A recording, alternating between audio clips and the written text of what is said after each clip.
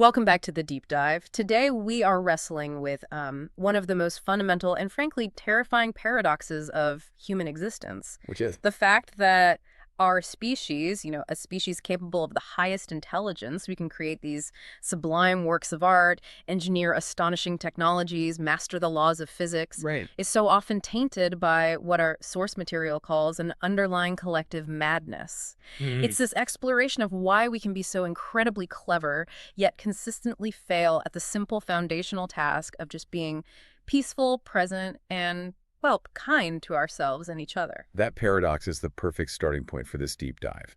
We are analyzing a stack of materials centered entirely on the transformation of consciousness, specifically drawing from the profound insights of Eckhart Tolle's work in A New Earth. Okay. Our mission here is systematic, but it's also intensely practical. Yeah. We need to unpack three core interlinked concepts. What are... The structure of the ego, the mechanism of suffering, which he gives a name, the pain body, and then we need to clearly delineate the accessible path to what he calls presence or awakening. So this isn't just theory then. This is about giving you, the listener, actual tools. Exactly.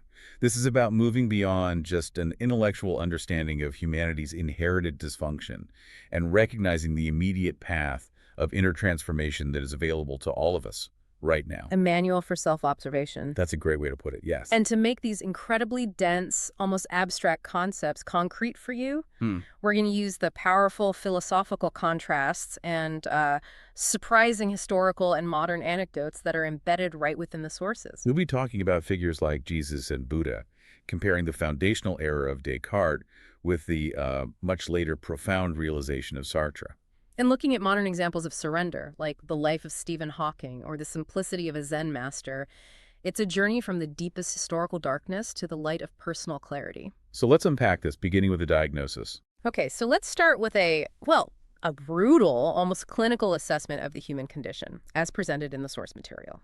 If humanity's history were condensed into a single psychological case file, the diagnosis would be stunning. And what would that diagnosis be? Chronic paranoid delusions, combined with a pathological propensity to commit murder and acts of extreme violence. It really requires a shocking kind of external perspective to grasp this, doesn't it? It does. To look at our collective history not as a story of progress, but as a long, continuous tragedy. Yes, and the source lays out human history, particularly the 20th century, as the clearest, most recent evidence of this collective insanity. And it's a dysfunction that actually...